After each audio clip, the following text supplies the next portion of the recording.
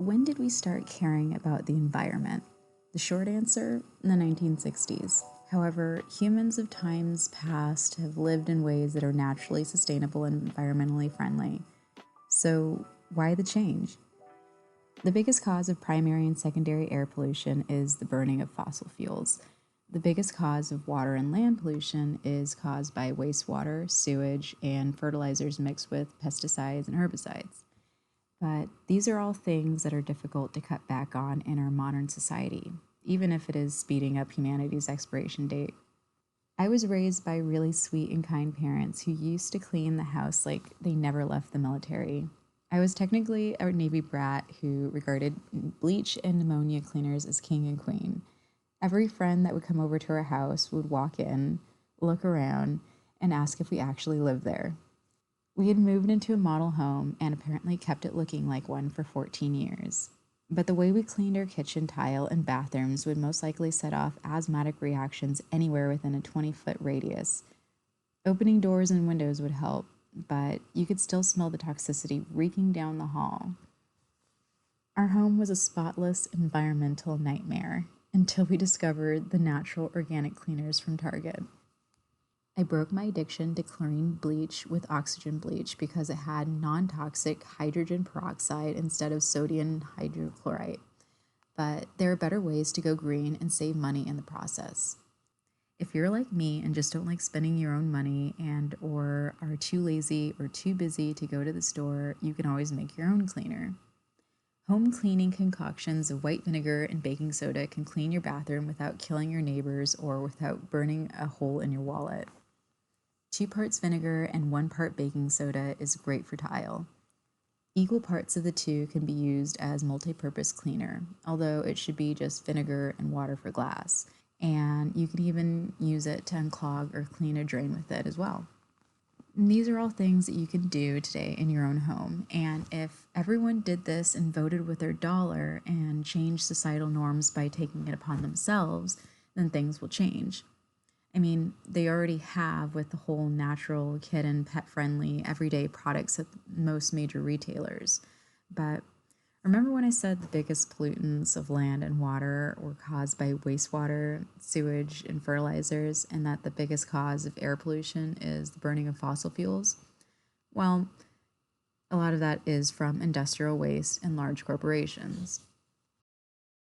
Dr. Hoffert, your work with Exxon was focused on the carbon cycle and climate modeling. I have a slide up here. Are you familiar with this graph from 1982? Can you briefly explain what it shows? Sure.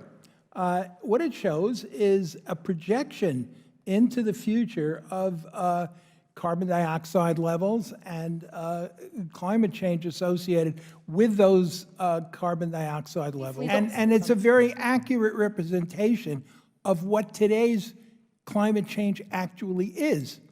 So this was a model from 1982 with startlingly accurate projections into the present That's day. correct. The orange line shows the actual level of carbon dioxide in the atmosphere through this year. And the blue line shows the actual average temperature change. So in 1982, Exxon accurately, 1982, 7 years before I was even born, Exxon accurately predicted that by this year, 2019, the Earth would hit a carbon dioxide concentration of 415 parts per million and a temperature increase of 1 degree Celsius. Dr. Hoffert, is that correct? We were excellent scientists. Yes, you were. Yes, you were. So they knew.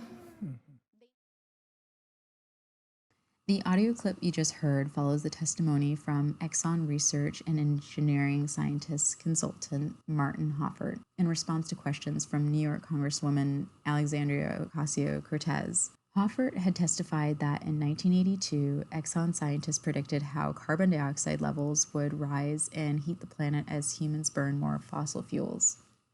The chart described in the clip laid out evidence that ExxonMobil had known since the 70s about the potential for a climate crisis, but swept it under the rug.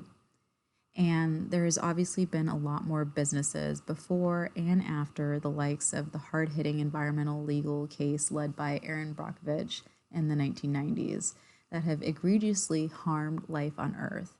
But What can you do on your own in your everyday life if you don't have a legal team or a congressional platform? Environmental activism first starts in the home with things like the green home remedy products that I spoke about before. Do your research and use Google as a starting point to find ways to make the small changes that will help out so much. The next step in your activism is just sharing with your friends and family about what you've learned. You don't even have to go to every protest in the streets, but you can vote for the representatives that have the Earth's best interest in mind, or just make a goal each month to change up one thing in your home to make it greener and put money-wasting, environmentally harmful practices out of business by not buying into it. The choice to think globally but act locally is yours. But as we watch an entire continent of cute koalas burning alive by climbing flames, I remind you that all of our actions have consequences. Thank you so much for listening to the Jazz About Nature podcast, the show where I talk about all things related to the environment. You can check out the show notes for more information on what was discussed today. And I've said it before, but here's your reminder to think globally and act locally.